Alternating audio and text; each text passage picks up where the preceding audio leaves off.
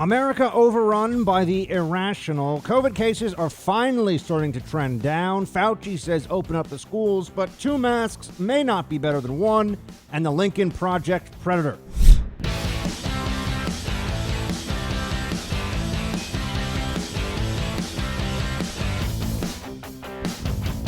We've got 2 pandemics going on in this country right now. That much should be clear. We have this terrible COVID-19 pandemic that has now killed a few 100,000 Americans. January of 2021, the worst month yet for deaths. Over 90,000 Americans died in that month, according to the latest CDC numbers. But there's also an encouraging trend on the other side of the equation of cases going down pretty substantially, about in the 20 to 30% range for over the last 2 weeks. Hospitalizations also down. The 14-day change in cases, according to the New York Times, 32%. Hospitalizations, 19%. So hospitalization is even more important than cases. As we know, we're most concerned about severe disease here, and not the spread of this to people who are essentially going to have almost no symptoms or problem with it whatsoever. But what I think everyone's starting to figure out now, I mean, if you're paying attention to this, and certainly if you listen to this show, you know that we got a really big problem here with how we're going to get out of this mess. Because it's increasingly clear that no matter how many people get vaccinated, and no matter how low hospitalizations and deaths may fall, there's a large segment of the U.S. population that will demand masking and social distancing for the rest of 2021 at least. Because we have, as I said, 2 pandemics, or you could say it this way, we have a mass hysteria disorder as well as a viral pandemic. Got 2 things happening here simultaneously. The American people have been so conditioned by a media that exploits and mobilizes fear for its own purposes that the American people are now, by and large, incapable in many places, in many states, in many cities, of having a rational, reasonable conversation about what society, what risk society can take, what they can accept. Right? We're being set up for this absurd, absolutely absurd standard of essentially no risk whatsoever from COVID. If we accept that as a country, and the Biden administration's all on board for this, understand it's getting worse. The panic is getting worse while the virus is receding, because the Biden administration is very much on the side of the hysteria, pushing it. They use it to defeat Trump.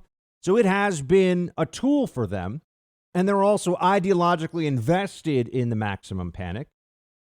So this is not just going to get better. As I've said all along, even if they allow some restrictions, it'll always be conditional.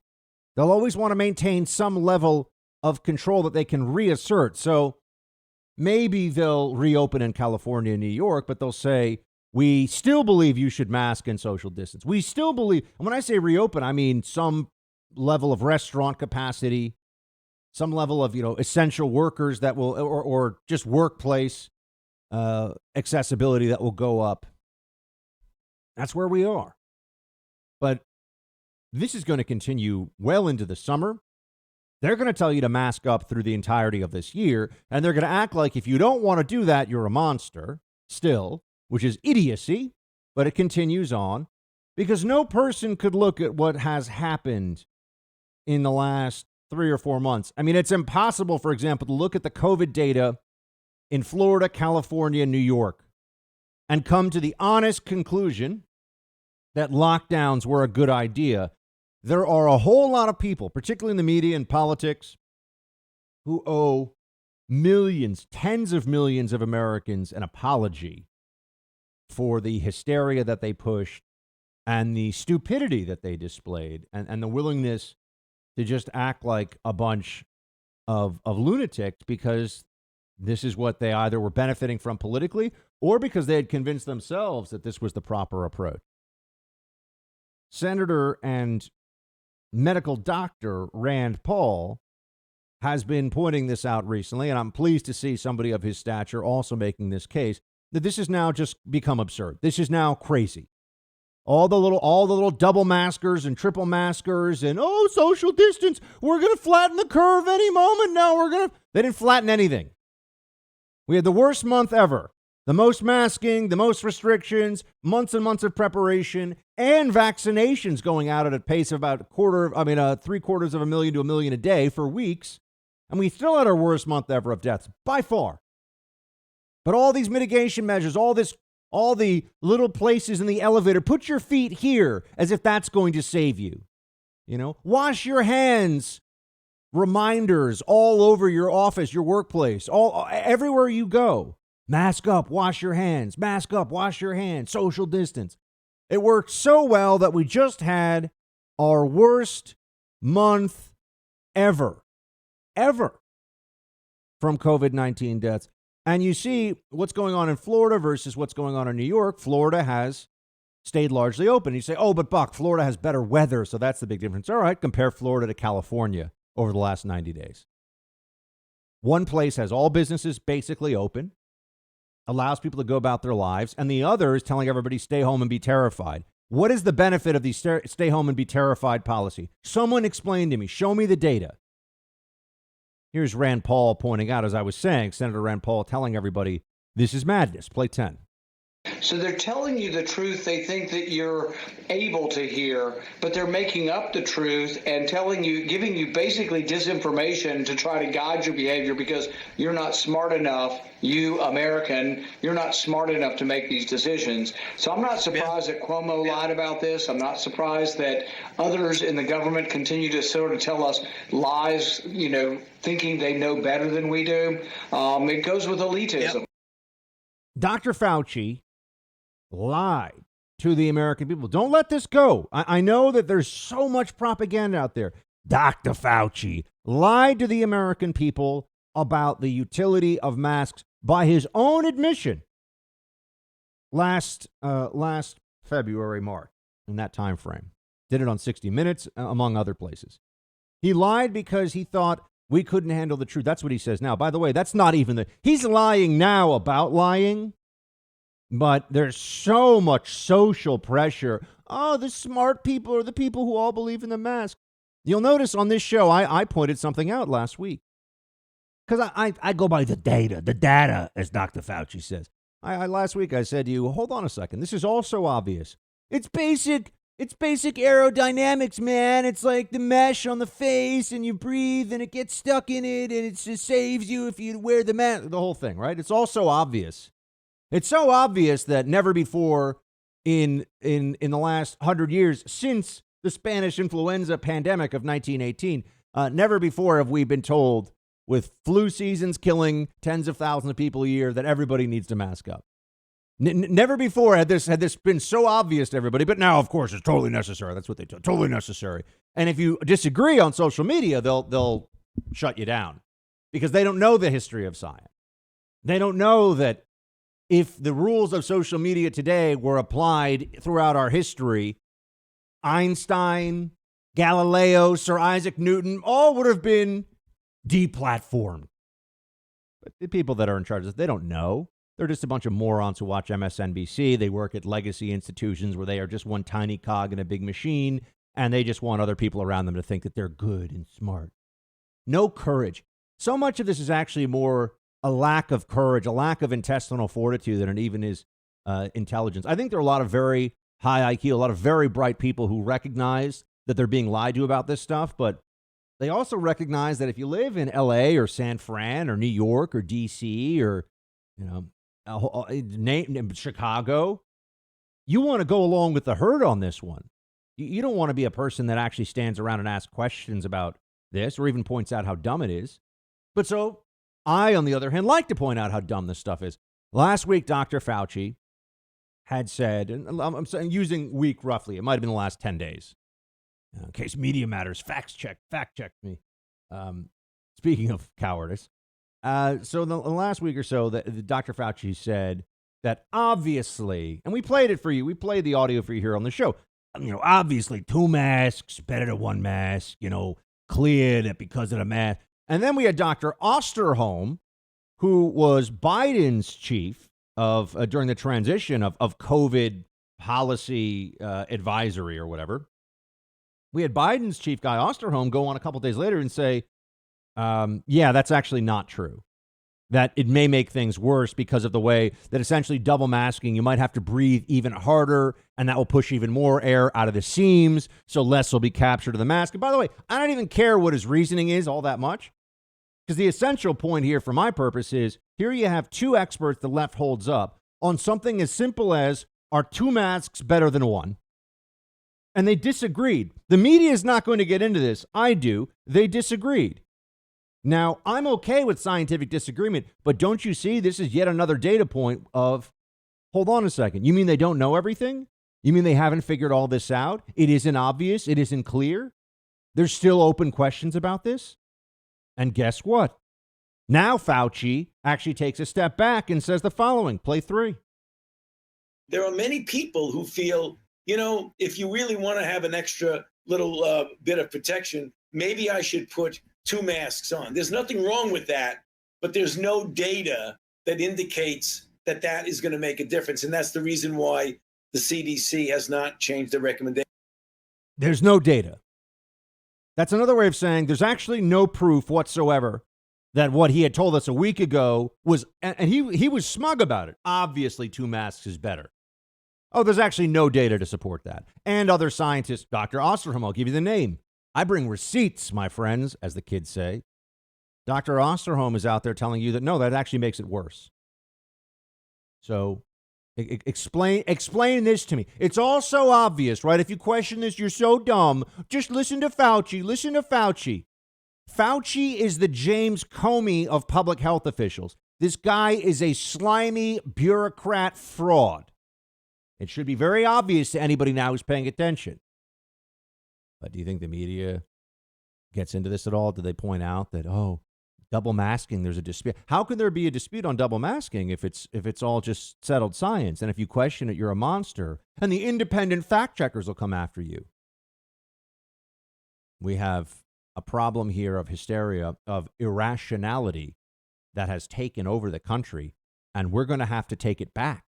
We're going to have to actually get everybody to stop being crazy and understand that there's going to be variants of COVID. There's going to be a continued possibility that somebody, even if they're vaccinated, even if they mask up, or even if they do this or that, they can still get this, and there's still going to be some people who die. This is life.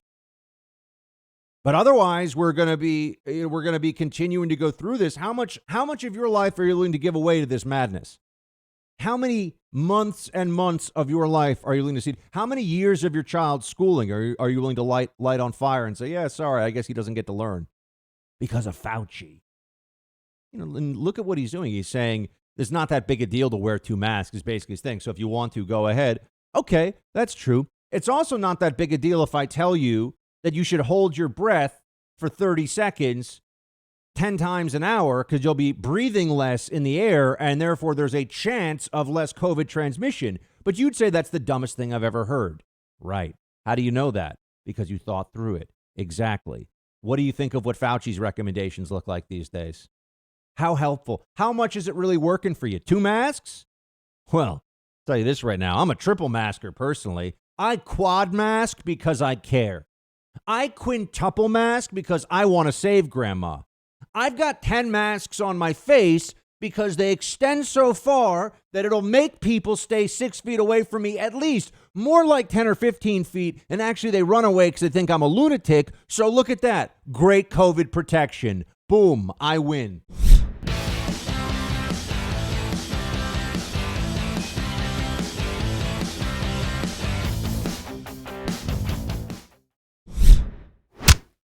Broadly speaking, should schools be open? You know, I would back the CDC recommendations because that is really based on data.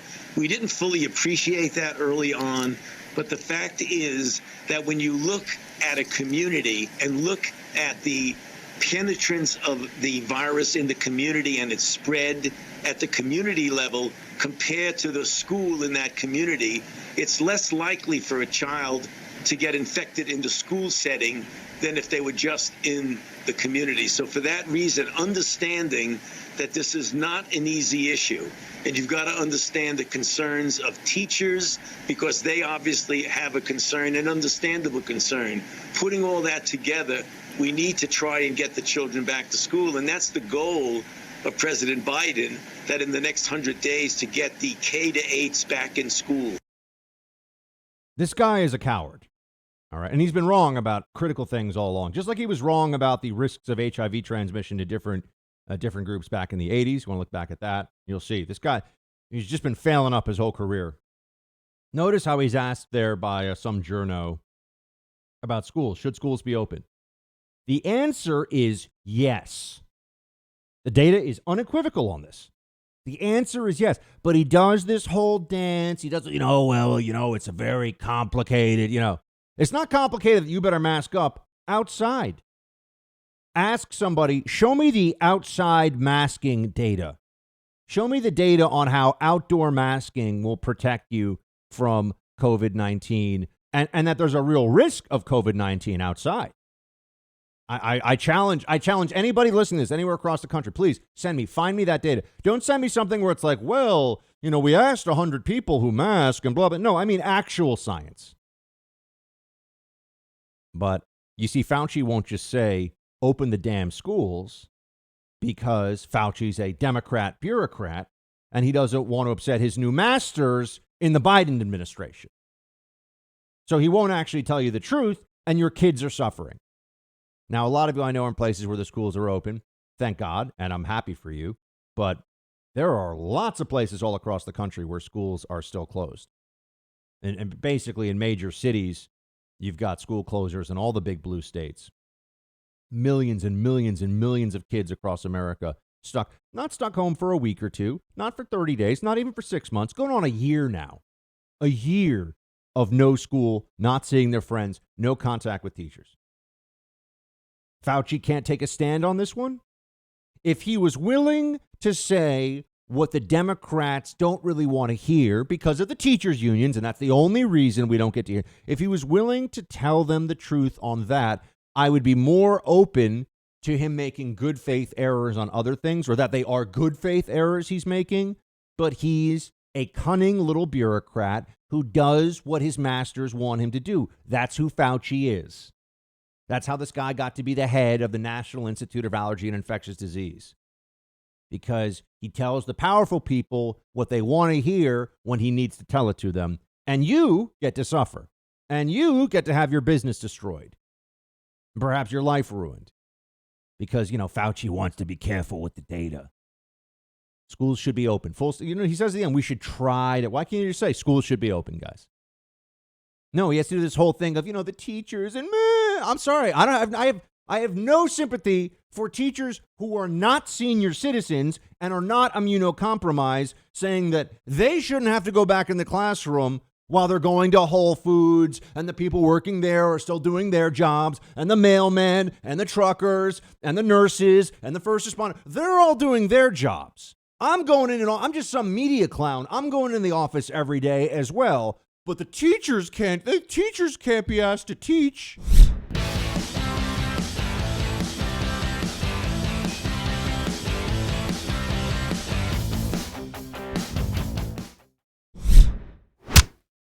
Do you expect to be back at the table later today?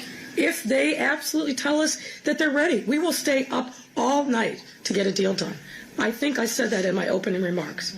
Okay? Over and over again. We want a deal done. We are ready. We are calling. We are practically begging CTU to come to the table so we can get a deal done. Practically begging the Chicago Teachers Union to agree to finally go back into schools. So if you're wondering, am I exaggerating? Am I going too far by dumping all over the teachers unions right now across? The answer is no. Here you have a Democrat mayor in a very Democrat city who is making it quite clear that the teachers unions are just holding kids hostage because they want more stuff. It's not just about, air filtration systems. Give me a break. No, they want more stuff. They want more funding. I'm sure what they're going to do is say that they need all this funding for COVID, but then anything they don't use for COVID can be used on other things too. That's how this game is played. Public sector unions are a blight on our society. They should not exist. And that was known from the very beginning of the formation of unions in this country in the early 20th century.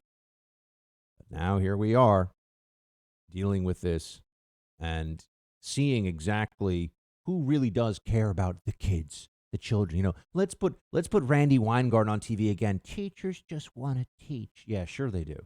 Teachers unions, though, want to make sure that they're turning the taxpayer upside down and taking all the pennies they can out of their pockets while the country's in a crisis and kids are suffering and parents are suffering. The teachers are getting, understand this, there are now places where the teachers are vaccinated and they're still complaining about how they don't want to go into school. So you get to the front of the vaccination line, you're vaccinated, but you still don't want to go in, oh, COVID. I'm sorry. At some point, this is too much. At some point, this is people being afraid of their own shadow or pretending that they're afraid of their own shadow, which is a problem in and of itself. In some ways, a worse problem. At least real fear, I have some sympathy for, although we need to deal with it and convince people to stop being so afraid all the time. Otherwise, we're just not even going to get our country back. We're going to be sitting here in a year with the Biden administration. You know, Joe Biden's going to be up there giving speeches. He's going to have 4 masks on and goggles. And, we're still trying to, we're believing the science here. And sure you are, buddy. They're not going to relent on this, because what has happened is that the Democrats and the media united to create a zero risk tolerance in the American psyche for communicable disease. So we got to get to zero risk. Okay. And if you're at a zero risk tolerance, then it's you're never going to get back normalcy. Now you might get closer to normal. I know that there are places, New York is opening 25% indoor dining. They're going to give you little tastes of it here and there to shut you up, and you better be grateful for it, peasant, or else. But they're not going to say you don't have to go around. I mean, I'm now in the gym. I've actually been able to go to the gym and work out recently, which is nice, and working off some of those COVID LBs, a lot of COVID cookies. What can I tell you? But it's starting to work. But I sit there. I'm doing deadlifts and doing whatever I can in the gym. I got this stupid mask on. I'm alone in a gym with a mask on because people are paranoid and they're lunatics about this whole thing. That's where we are. I've never even seen a senior citizen in my gym. Okay, so start with that. Never even seen one. But it's a private gym. Anyway, here we are. We're living our lives based upon the exaggerated fears. And remember, it wasn't just fear that came about it by itself. It was the media. It was CNN with the COVID deaths on the screen every day, right? It was putting all these experts on TV who were saying we're gonna have 2 million deaths unless we do these lockdowns. And it's now, teachers unions acting like it's a death sentence for them to just show up and do their jobs. Can't do their job. Not important enough for the teachers unions to actually have to go to this. And you got people like Cuomo out there who are, Cuomo, I think, is really now the single, he's the epitome of Democrat governance in the pandemic. And which is very instructive because New York has had the worst results of any state in the entire country, really. But Cuomo goes around acting like he's done a good job.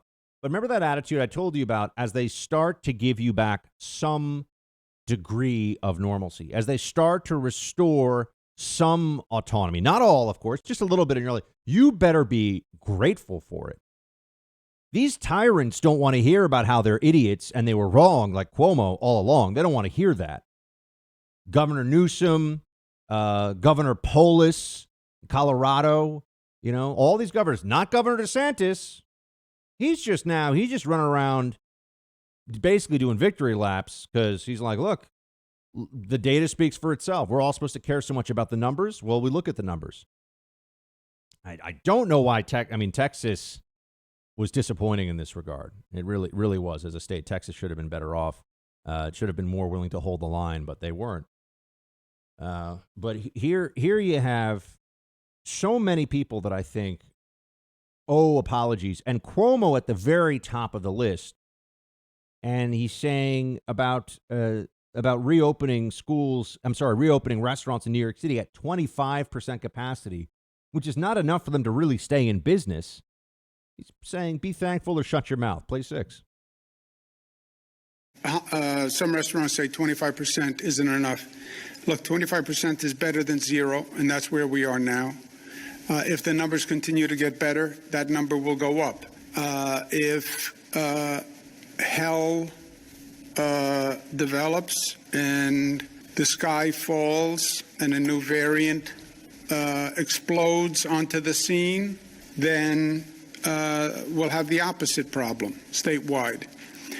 But if the numbers continue to get better, then we will continue to increase the numbers, right? It's an economic metric. It's a number.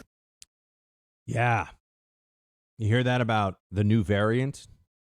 You think they're going to just let you go back to your life and they're going to relinquish these dictatorial powers they've taken? Our freedom has been under more assault in the last year than at any time in my life. And yet people are just, they're ordering pizza and watching Netflix and thinking it's all going to get better. No, we have a fight ahead of ourselves now. With this Biden administration, it's gotten a lot worse, don't you see? Oh, there's a variant out there. There's a whole bunch of COVID cases that pop up. Got to shut down again. Next fall, you think that the variants are all going to go away? You think there's not going to be stories about a mutation here or there, and all of a sudden, maybe it's not effective against the vaccine? Better mask up, better social distance. They've conditioned society to think that this is normal now. And people go along with it. People are buying into this. And they're listening to people like Cuomo, who are out there pretending that they've made good decisions, pretending that they've known what's going on here. And this is him talking about the nursing home report. Remember, they hid 50% of the deaths in nursing homes in New York State. They said initially it was close to 9,000. It was more like 12 to 13,000. 50%. Okay. It's a big deal. Here he is on that report, just saying, whatever, play 5. A third of all deaths in this nation are from nursing homes.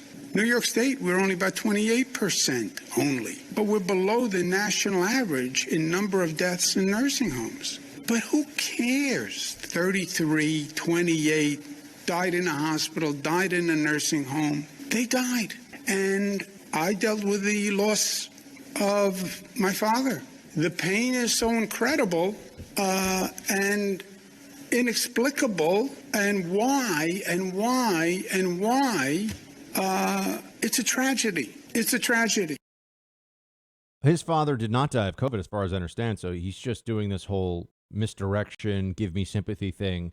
This guy signed an executive order, and that executive order resulted in many people here in New York, where I live, losing family members because they were unnecessarily exposed to COVID in the worst possible circumstances inside of a nursing home. That's what happened. He can do all this talking about his leadership. He can write his book about COVID lessons. And now he can tell us to be thankful for 25% indoor dining, even though, speaking of the numbers, they thought that maybe 1% of COVID transmission was happening in restaurants. This is what I mean about a risk-free society. 99% of transmissions happening elsewhere, but restaurants have to be shut down. Okay, well, maybe you should hold your breath for 30 seconds, 10 times an hour, and that might prevent a couple COVID cases, a handful across the country. What, you don't want to save lives? You mean to tell me there's some level of idiocy, some level of authoritarianism that's too much? Gosh, that's not, what are you, some kind of a libertine? Some kind of extreme libertarian or something? You don't think the government should be able to tell you how you can breathe, when you can breathe? Oh, you must not care about grandma.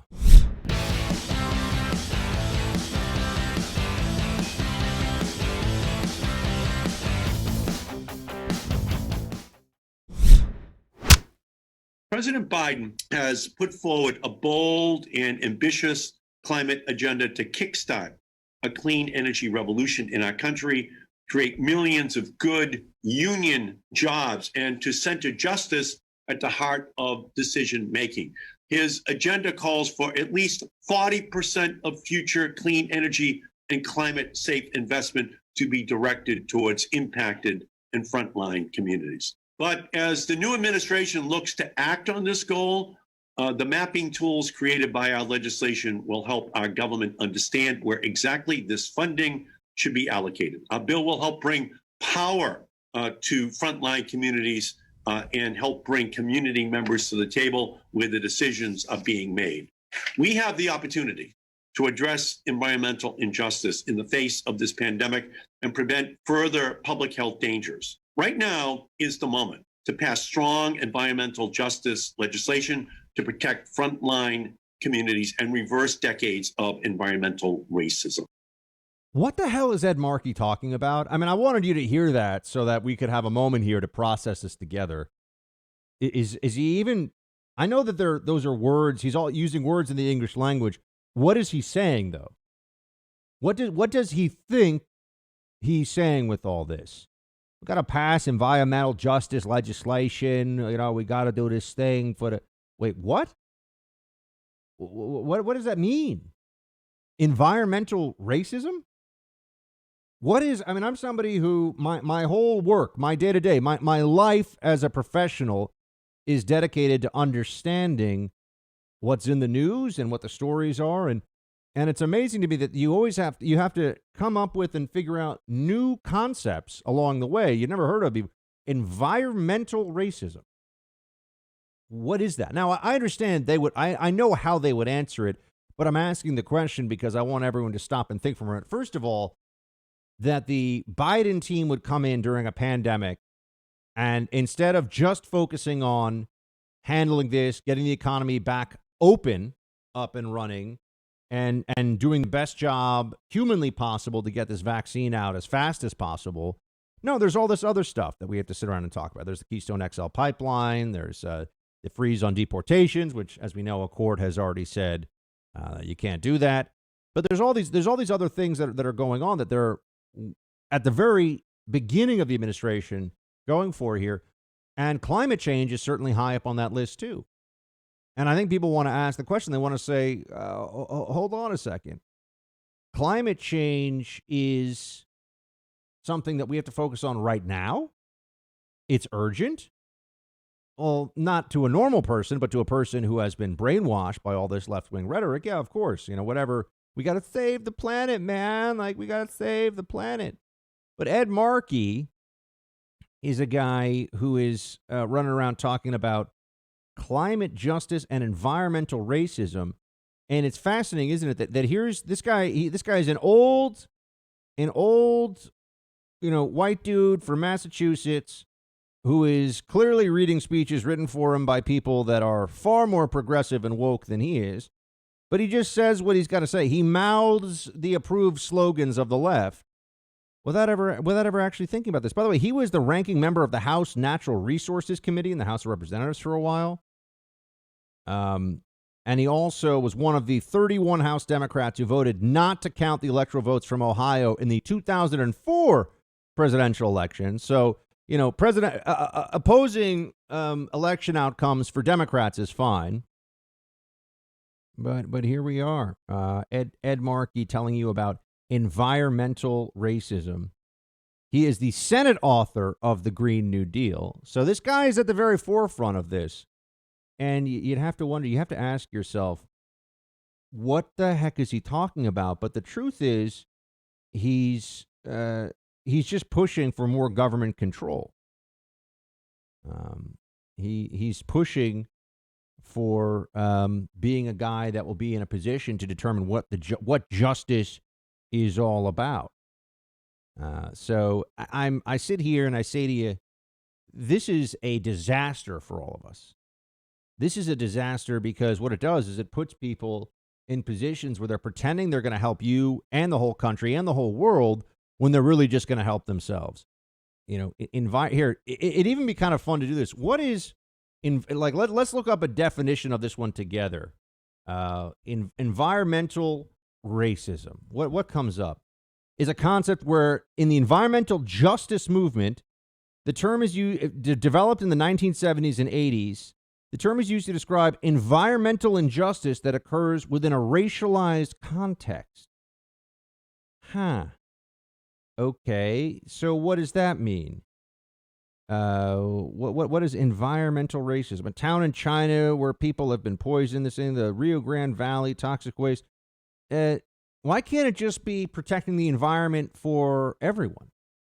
Why can't it just be conservation? And I mean, we all want clean water and clean air. But no, they break down even the environment is an issue of identity politics. And if you disagree with that, of course, you're part of the problem. You're not allowed to disagree with these things. And then what is environmental justice? I mean, the word justice is being abused by the left so much now that it's hard to even think of what the definition is supposed to be. It's just whatever they say it is. Is it justice for the people who lost their jobs on the Keystone XL pipeline when their jobs would have actually put no more CO2 in the air than was going to happen anyway? Is that justice? No, of course it's injustice. But they use these terms, they use these words as a means of silencing people, as a means of shutting up their opponents. And they have no plans to stop anytime soon. All we really can expect is that they're going to double down on all of this. Biden, the Green New, I mean, this guy's a Green New Deal. The Green New Deal is insanity. It is green socialism. That's what the Green New Deal really is. That's why AOC likes it so much. But this is going to be a central effort from the Democrats from now on.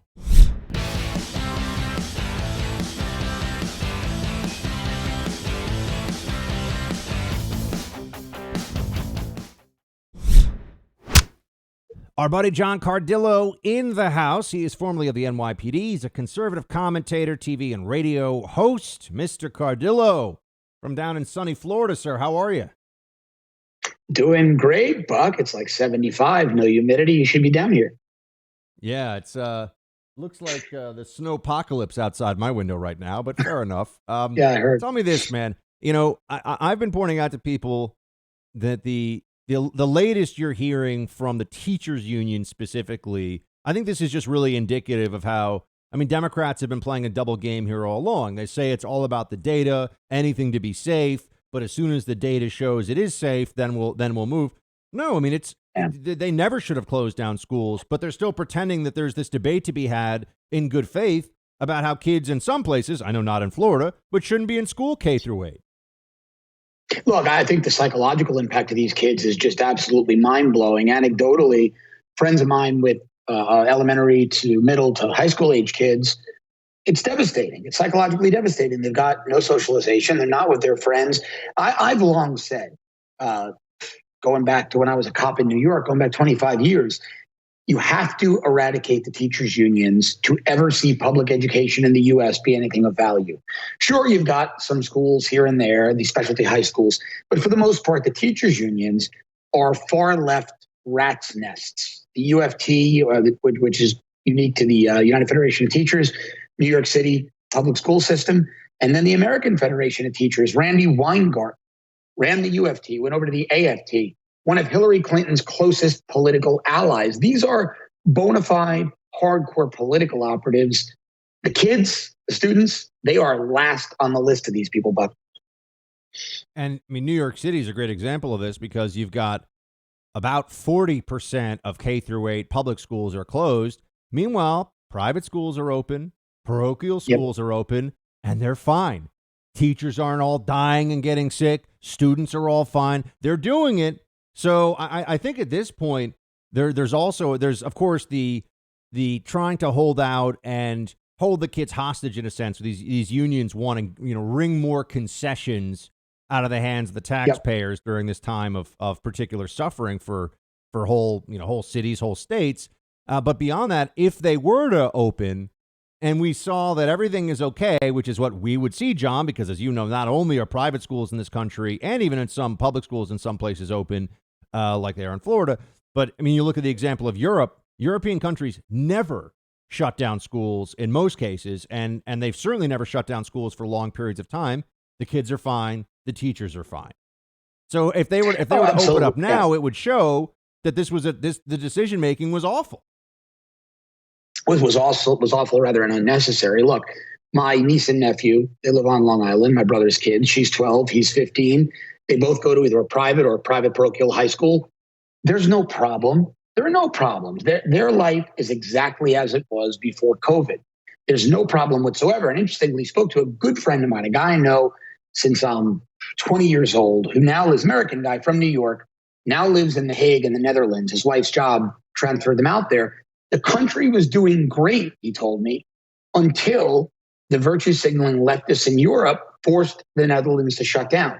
They've shut down, things are in disarray, and there was no reason for them to do it. So look, you and I have said this many times, it sure seems like this has nothing to do with science anymore and everything to do with politics. Governor Ron DeSantis is becoming something of a folk hero among conservatives, John, and it's the best kind of political folk hero because it's based on results, not on promises, not on things that didn't get built or legislation that didn't get passed. You're looking at what's gone on. I mean, it was amazing. I just told everybody listening to the show last week that that tax receipts in the state of Florida are up $300 million in the middle of the pandemic. What does that tell you? Yep. Buck, I live in Fort Lauderdale, obviously. We were one of the last counties to open, but we still got fully open around May in terms of fully in this environment. Now we're as close to fully open as we were before COVID.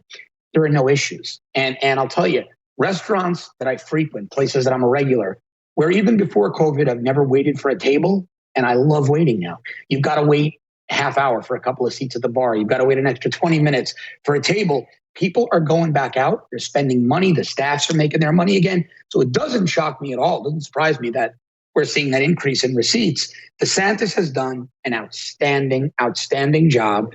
Common sense measures, reining in the local little tyrant politicians.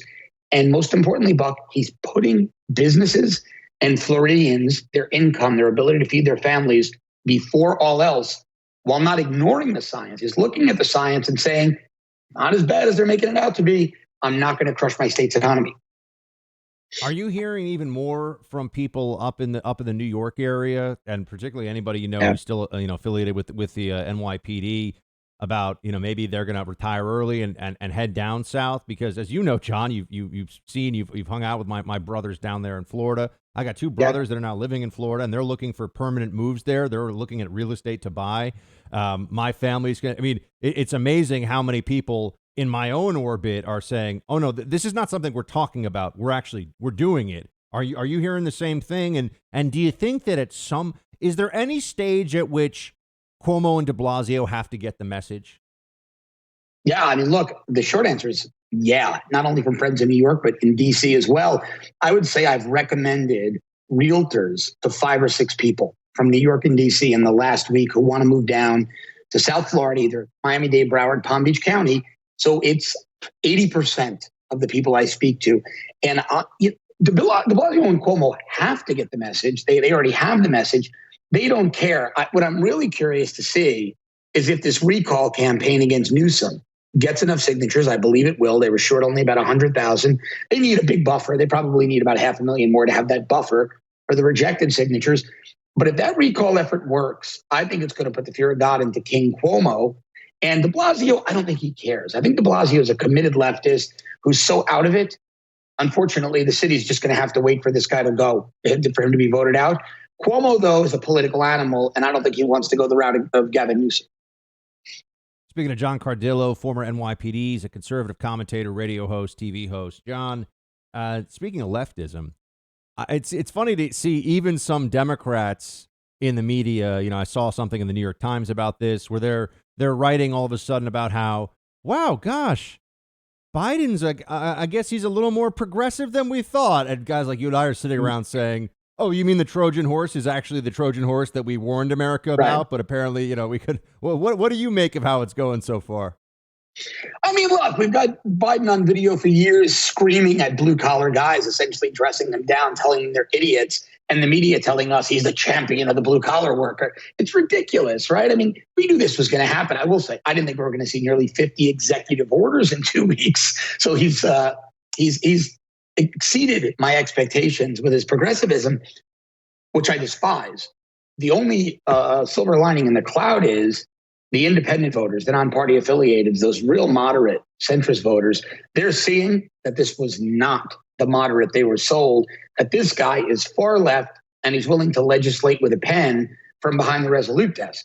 separation of powers means nothing to him. I think this is going to be, if things continue on this trajectory, Buck, I think Republicans might have a good 22 midterm. I also think that people are seeing that there will be decisions made. There have already been some, but there'll be more decisions made from this White House where if it's between what the MSNBC commentariat and the New York Times editorial page wants and thousands and thousands of blue-collar workers' jobs and ability to pay their mortgage and feed their families, this Biden administration is going with door number one and not making any not really making much in the way of excuses for it either. That's just the way it's going to be. I think people are already starting to see this is not what they were sold by the mainstream media. Especially in Pennsylvania, Ohio, West Virginia. I mean, these people are devastated and being told, oh, you could go build solar panels by John Kerry, a guy who married $700 million and has never had a real job a day in his life. I mean, the condescension from these DC elites to the average working person, hopefully, this is the wake-up call to finally get middle-class, hardworking Americans to realize the Democratic Party is not their friend. Also got to ask you, John, there's this story about a last-minute legal change. That's putting it mildly, I think, with some of the Trump defense team. We're only a couple of weeks away now from what's going to be this impeachment post-presidency trial. Do you have any insight into these? You know this well. You know the former occupant of the White House and his team well. The lawyer, what's going on with this? Because I think people are seeing this and saying, hold on a second. Why are they changing up lawyers at the last minute? And what's all this about? He wants to relitigate the election again through this trial. What are you seeing and hearing? I really haven't reached out to anybody on the legal team about it because that story broke so quickly. I plan to do it today. But listen, we're seeing what happens to anybody that even wore a MAGA hat and a pick in the last 5 years. As a young influencer who was doing a lot of work with Sephora, the cosmetics chain. Well, they found out she's a Republican. That's it. She never put anything incendiary on social media. She never went after anybody, doxed anybody, did anything remotely controversial. They found out she's a conservative, put that in air quotes, and they canceled her. They put out a statement. She doesn't align with their values. I think the attorneys that Trump's calling on are afraid of the same type of cancellation. If they work for big firms, I think they're afraid of these Fortune 100 companies who might not inherently be liberal or that might not inherently be liberal, but their agency people are, their PR people, their advertising people, warning them, telling them, stay away from anything Trump because all of the clients will cancel your law firm. And so I think that it's a byproduct of that, of cancel culture, which is reprehensible. You starting to see any real movement from our side as a counter cancel culture that you think is going to be making some headway? Because right now it does feel sometimes, I mean, I have a lot of people across the country writing into me and saying, what do we do? What do we do? And they'll say, it feels like we're just being told, have a stiff upper lip and, sort of take your medicine, eat your peas, we'll figure something out. I'd like to tell them more than that. Yeah. What are you telling people? Well, what I will say is this, and I don't want to reveal too much about what we're doing going into 22, but I will say some of us with brands like yours and mine and others who are well-known, I would call them America First political operatives, not the QAnon crew, I mean, really legitimate, hardcore people that have been in the electoral game for years. We're starting now to convince the powers that be on the mega donor side and on the state party side, the state party apparatus, because you can't trust the big RNC. They're gone with the establishment, that the America First base is much larger and much more powerful than they realized. And we're seeing some movement. So I'm optimistic on that front. And I'll tell you, a group of us out there on Twitter have done a good job beating the hell out of the Lincoln Project for John Weaver, their co-founder, who we now know there are credible allegations from 21 young men that he was sexually inappropriate. And in one instance, there's an accusation that he groomed a 14-year-old boy. And this is an organization that raised $87 million in the last election cycle, $30 million of it spent to support Joe Biden and oppose Donald Trump, not one shred of condemnation from Democrats. And that organization, the other founders are saying, we barely knew the guy. They worked with him 20 years, raised $87 million alongside him. Well, we've started an onslaught, and I won't call it cancel culture, shining a spotlight on some very bad people who have been vicious to the right. And I think we need more of that as well. Do it in a way that's legal, that's ethical. But if somebody's acting badly, And they've been these phony, sanctimonious, really operatives out there, dangerous operatives. Shine a light right back on them. It's time for us to push back. And I think what we're doing against the Lincoln Project right now is a very good template for others to use. It's being done right. John Cardillo, everybody. Follow him on social media. Stay abreast of his projects and commentary. John, thanks so much for your time, man. Stay warm. Always good to see you, my friend. Thanks, brother.